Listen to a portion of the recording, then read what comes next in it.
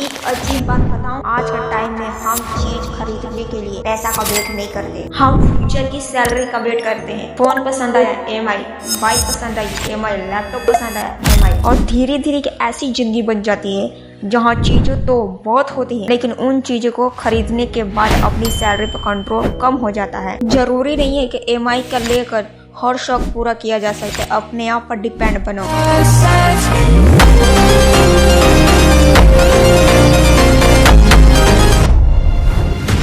EMI का सबसे interesting part interest rate नहीं है, फिजिकोलॉजिक है। अगर मैं तुमसे कहूँ 60,000 दो और फोन ले जाओ, तुम शायद एक बार सोचोगे, लेकिन अगर मैं कहूँ सिर्फ 2,499 रुपीज में महीना, अचानक वही फोन अफोर्ड कंफर्टेबल लगने लगता है। क्यों? क्योंकि दिमाग पूरी प्राइस को नहीं, मंथली पेमेंट को देख रहा है। और यही जगह है जहाँ हम गलती करते हैं, क्योंकि कम प्राइस में मिला हुआ सस्ता लग रहा है लेकिन महीने में और महीने का डबल ज्यादा होगा। हम पूछते हैं महीना का कितना जाएगा, लेकिन हमें पूछना चाहिए टोटल कितना जाएगा। और सबसे इम्पोर्टेंट, क्या मुझे इसकी जरूरत है सच में? इंसान की सबसे डेंजरस आदत क्या है? बाद में सेविंग करूंगा, बाद में इन्वेस्ट करूंगा, बाद में स्किल सीखूंगा, बाद में पैसा जमा करूंगा। और EMI कहती है चीज अभी ले लो, पेमेंट बाद में कर देना। प्रॉब्लम ये है कि फ्यूचर में सिर्फ पेमेंट नहीं होती, फ्यूचर में अनएक्सपेक्टेड एक्सपेंसेस भी आती हैं। कभी इनकम कम हो सकती है, कभी कोई जरूरत खर्चा आ सकता है, और तब वही छोटी EMI एक बड़ा प्रॉब्लम बन सकता है। इसलिए पैसा कमाना इम्पोर्टेंट है, लेकिन उससे भी ज्यादा इम्पोर्टेंट है अपने फ्यूचर के पैसे को पहले से लॉक ना कर देना।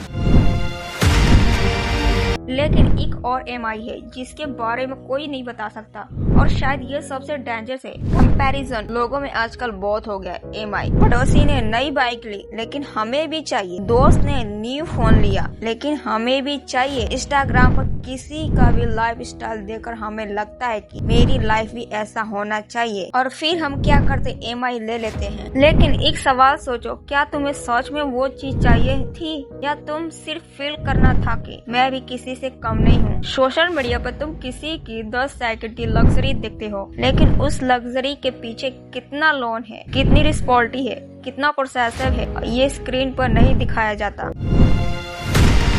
EMI खुद बुरी नहीं है, हर EMI गलत डिसीजन नहीं होती। कोई जरूरत चीज है, पेमेंट तुम्हारे बजट में अनकंफर्टेबल फिट है, और तुमने टोटल कॉस्ट और टीम समझकर डिसीजन लिया है, तो EMI एक यूजफुल फ्रेशनल टूल हो सकता है। प्रॉब्लम तब शुरू होती है जब हम EMI को इनकम से बड़ा बना देते हैं। जब सैलरी आते ही कई पेमेंट निकल जाती है और फिर हम सोचते हैं मेरे पास पैसा क्यों नहीं बचता। पैसा शायद आ सकता है, बस उसका फ्यूचर पहले ही डिसाइड हो चुका है। तो अगली बार जब तुम कोई चीज EMI पर लेने जाओ, 1 मिनट रुकना, कैलकुलेटर खोलो, टोटल पेमेंट देखो, अपनी इनकम देखो, अपनी एक्सपेंसेस देखो, और खुद से एक सिंपल सवाल पूछना, क्या मैं इस चीज को अफोर्ड करता हूँ या सिर्फ इसकी EMI अफोर्ड करता हूँ? दोनों चीज अलग है, क्योंकि किसी की चीज की मंथली पेमेंट अफोर्ड कर पाना ये प्रूफ नहीं करता कि तुम उस चीज को एक्चुअली अफोर्ड कर सकते हो। एक बात याद रखना, असली अमीरी ये नहीं है कि तुम कितनी चीज EMI पर ले सकते हो, और इसलिए अमीरी यह है कि तुम्हारी इनकम का कितना हिस्सा तुम्हारी मर्जी से खर्च होता है। आज के एक चीज के लिए कल की फ्रीडम मत खोना, क्योंकि चीज पुरानी हो जाती, फोन बदल जाता है, बाइक्स पुरानी हो जाती है, फाइनेंशियल चेंज हो सकता है, लेकिन जो पैसा तुमने फ्यूचर में उड़ा लिया उसकी पेमेंट फ्यूचर को करना पड़ती है। इसलिए खरीदने से पहले सिर्फ ये मत सोचना मैं इसे ले सकता हूँ, एक बार ये भी सोचना क्या मुझे इसे लेना चाहिए, क्योंकि कभी कभी सबसे बड़ी फाइनेंशियल